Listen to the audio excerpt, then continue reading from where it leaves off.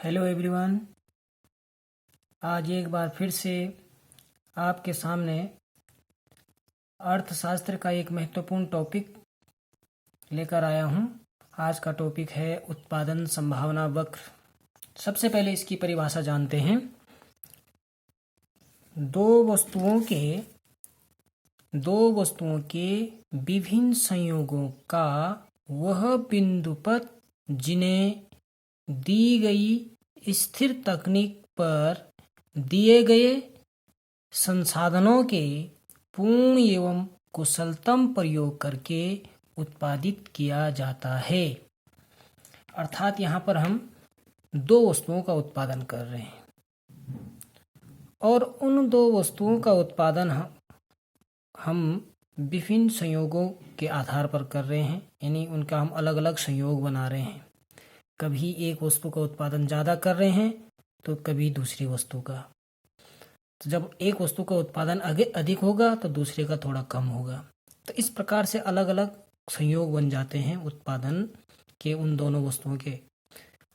अब यहाँ पर एक और चीज़ देखा गया कि ये कहा जा रहा है कि उत्पादन हम कैसे कर रहे हैं, उन दोनों वस्तुओं का उत्पादन हम कैसे कर रहे हैं। उसके लिए हमें एक तो जो संसाधन दे रखे हैं वो स्थिर हैं, संसाधन में परिवर्तन नहीं करेंगे, और साथ साथ में उन संसाधनों का हम पूर्ण प्रयोग भी करेंगे, यानी कि संसाधनों में हम कमी वृद्धि तो नहीं करेंगे लेकिन पूरा प्रयोग भी करेंगे, यानी बचाएंगे नहीं। माना हमने रोटी बनानी है और उसके लिए हमारे पास 1 किलो आटा है तो हम 1 किलो आटा का पूरा प्रयोग करेंगे।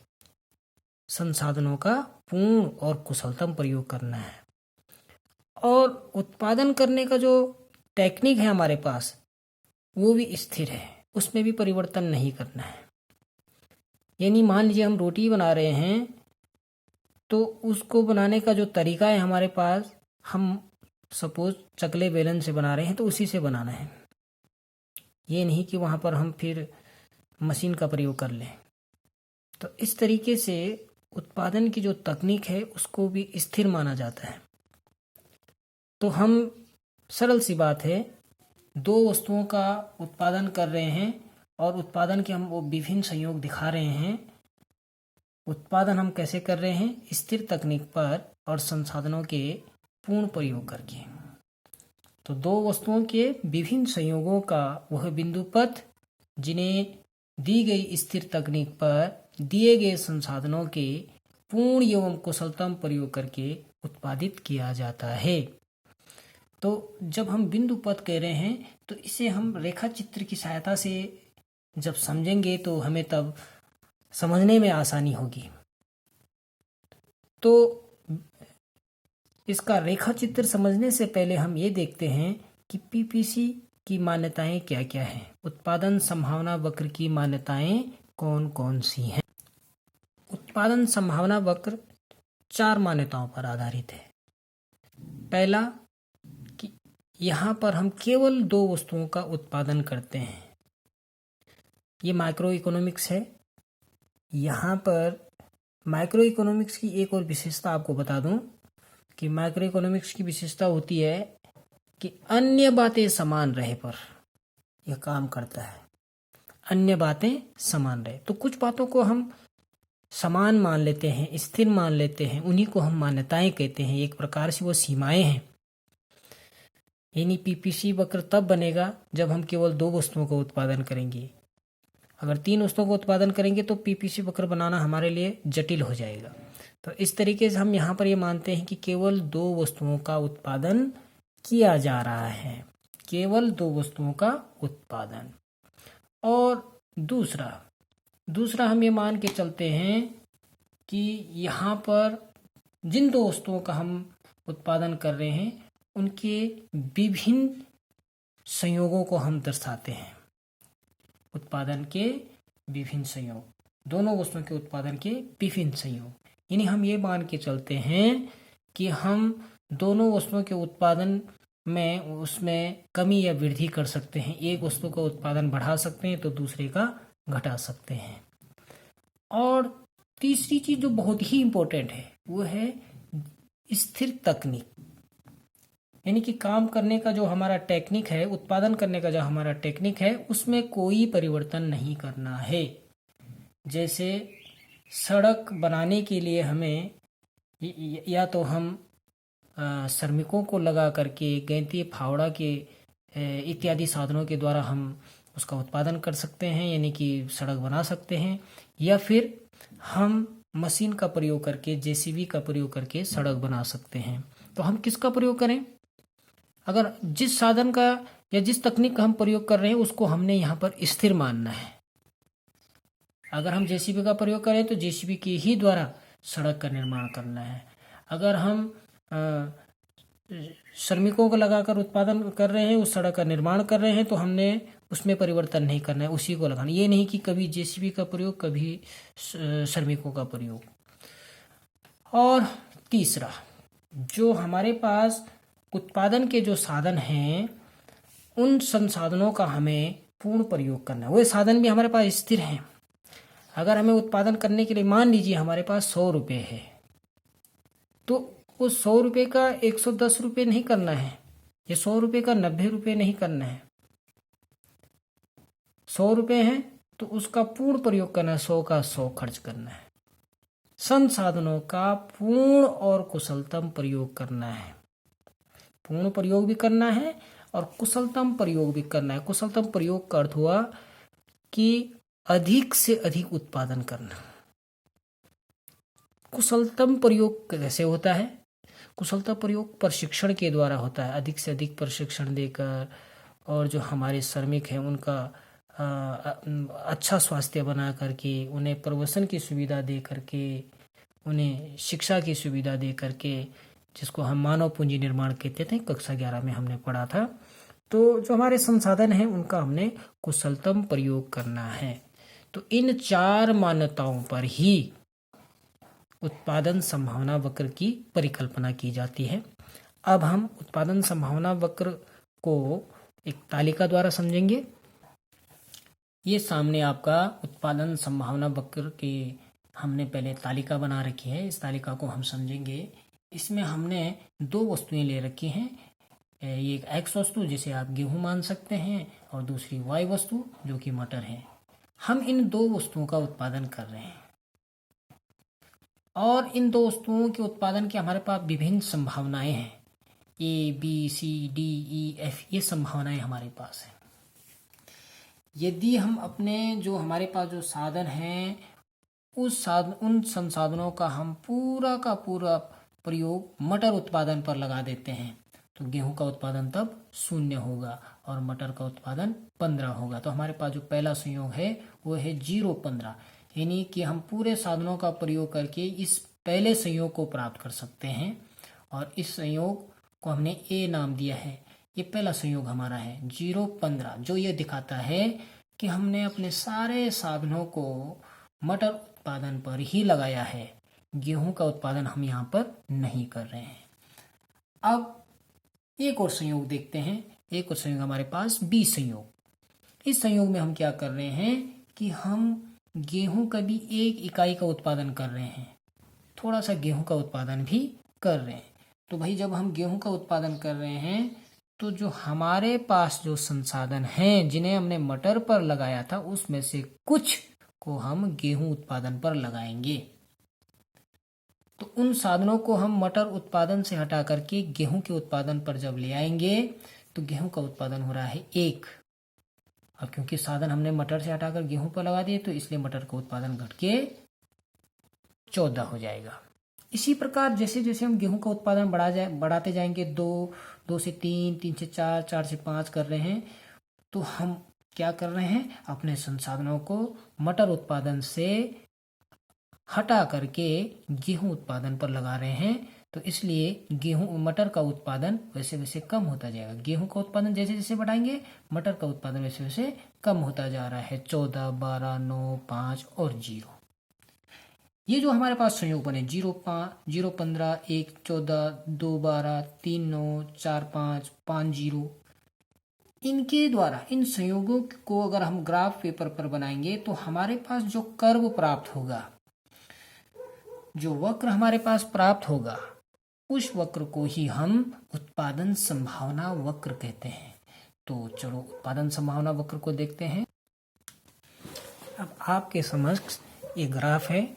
इस ग्राफ पे आप देखें कि एक्स अक्ष पर, ये हमारा एक्स अक्ष है, एक्स अक्ष पर हम एक्स वस्तु को दिखा रहे हैं। एक्स अक्ष तो हमारे पास गेहूं था, गेहूं का उत्पादन दिखा रहे हैं। और वाई अक्ष पर हम मटर का उत्पादन दिखा रहे हैं। तो एक्स अक्ष पर गेहूं का उत्पादन देखिए आप 0, फिर 1, फिर 2, 3, 4, 5। और वाई अक्ष पर मटर का उत्पादन देखिए 3, 6, 9, 14 और 12 और 15। अब हमारे पास जो संयोग थे उन संयोग को देखो। जो पहला संयोग था वो था 0-15 का। 0-15 का मतलब है कि एक्स अक्ष पर 0 यानी गेहूं का उत्पादन 0 और मटर का उत्पादन 15। तो पहला संयोग हमारा ठीक ऊपर वाई अक्ष पर बनेगा 0-15A। इसी प्रकार जो हमारा अब दूसरा संयोग है, उस दूसरे संयोग को आप, वो है हमने साधनों को मटर से हटा करके, मटर के उत्पादन से हटा करके गेहूं के उत्पादन पर लगाया है। तो गेहूं का उत्पादन हमने 0 से 1 तक बढ़ाया है। तो 0 से 1 तक जब हमने गेहूं का उत्पादन बढ़ाया है तो मटर से साधन हमने इधर लगा दिए, इसलिए मटर का उत्पादन घट जाएगा। मटर का उत्पादन घट के 15 से 14 हो गया है।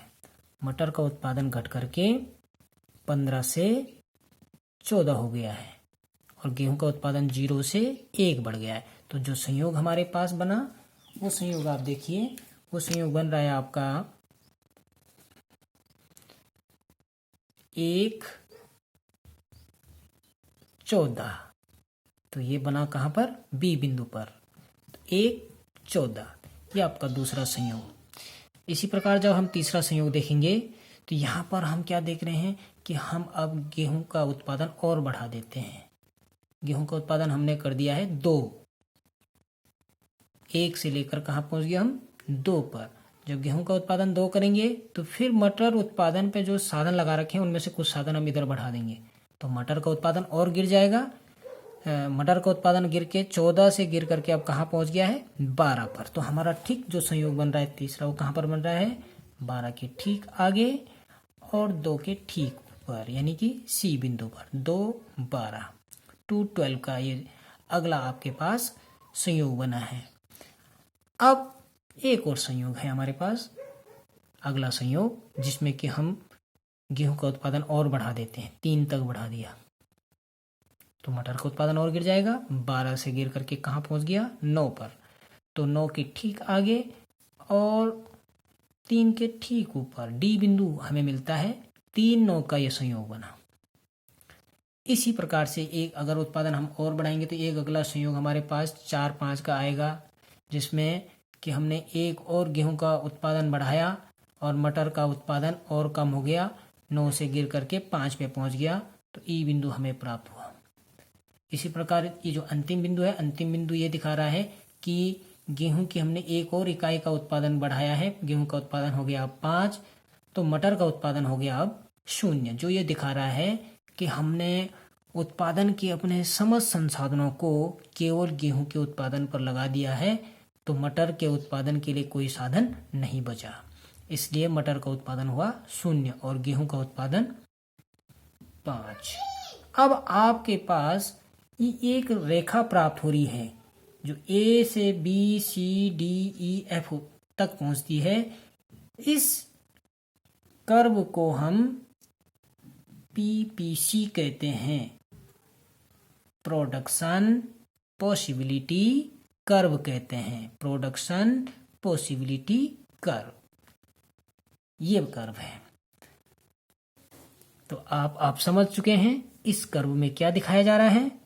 2 वस्तुओं के उत्पादन के विभिन्न संयोग, पहला संयोग, दूसरा, तीसरा, चौथा, 5वां और छठा, 2 वस्तुओं के उत्पादन का विभिन्न संयोग। एक तरह से ये पथ है, पथ मीन्स रास्ता।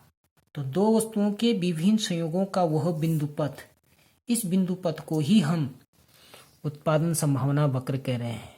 कैसे हो रहा है यहाँ पर दोनों वस्तुओं का उत्पादन?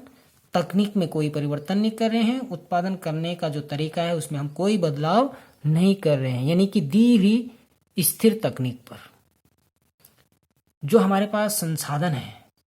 मान लीजिए इन दोनों वस्तुओं के उत्पादन करने के लिए हमारे पास भूमि है, 1 एकड़ भूमि है,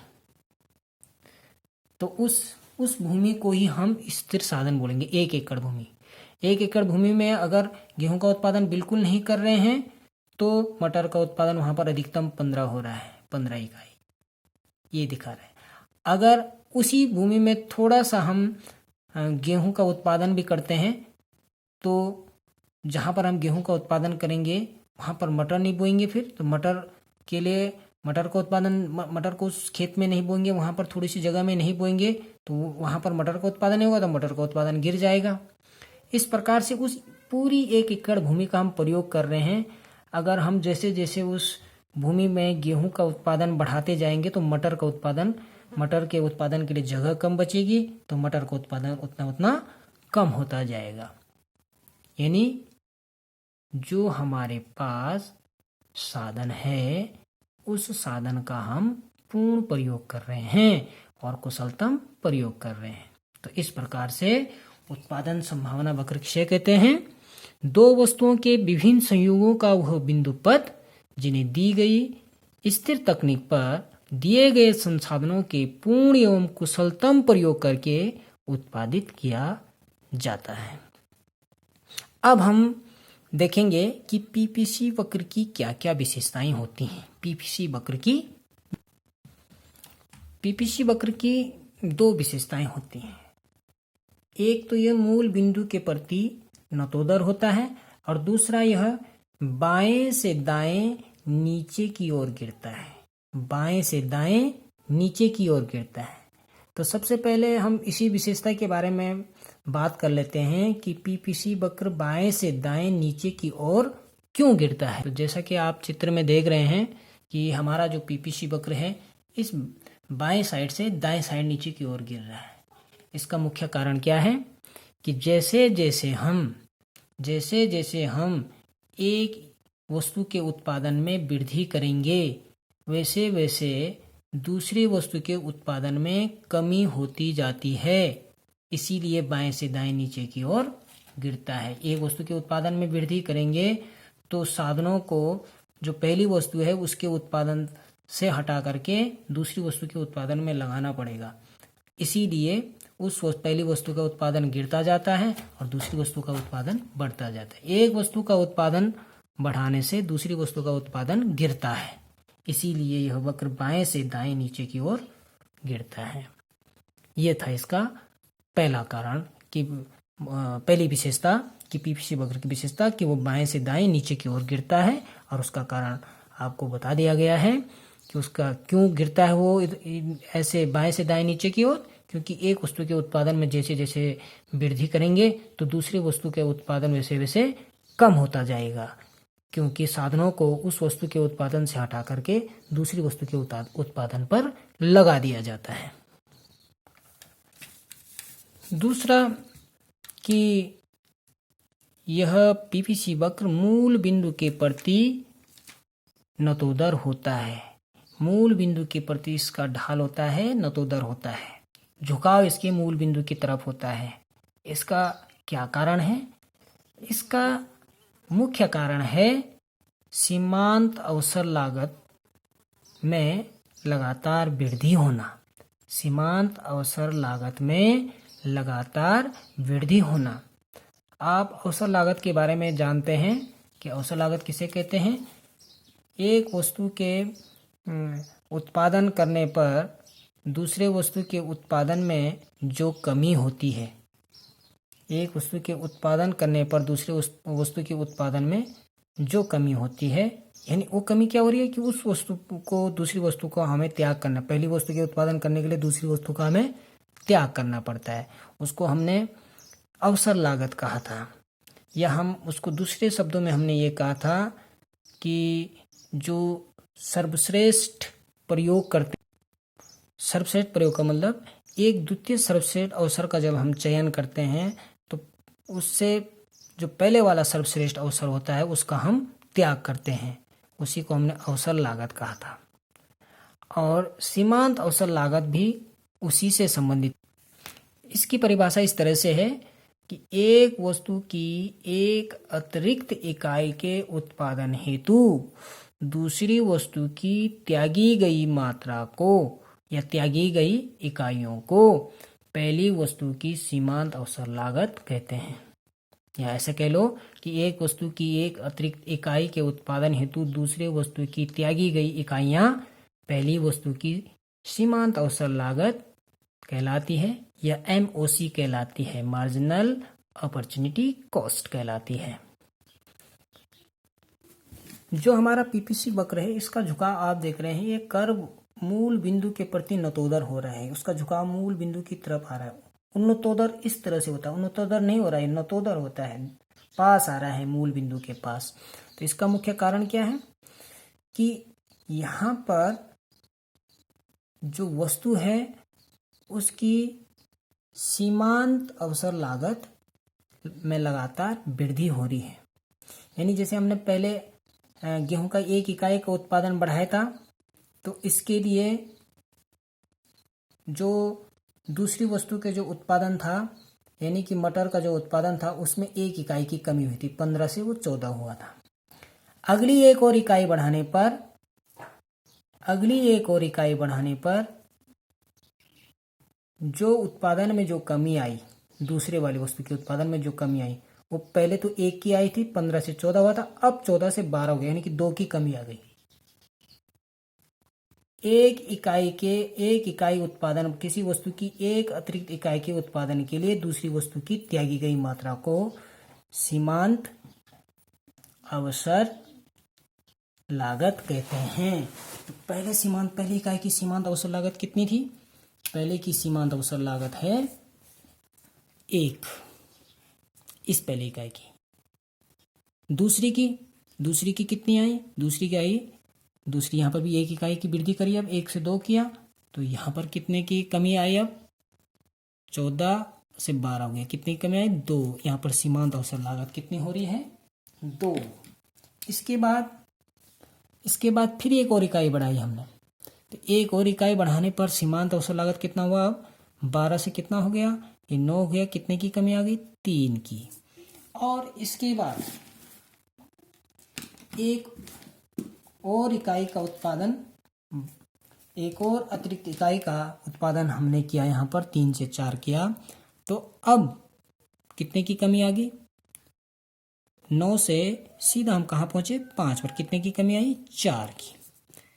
इसके बाद हमने एक और अतिरिक्त इकाई का उत्पादन किया, 4 से हम पहुंचे सीधा 5 पर। एक और इकाई का उत्पादन बढ़ाया, तो यहाँ उत्पादन में कितने की कमी आई? 5 से सीधा कहाँ पहुंच गया? 0 पर। कितने की कमी आई? 5 की।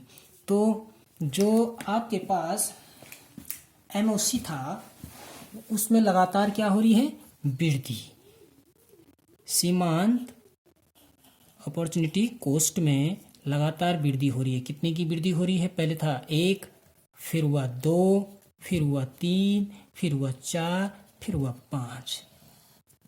सीमांत अवसर लागत में वृद्धि होने के कारण ही ये मूल बिंदु के प्रति नतोदर होता है।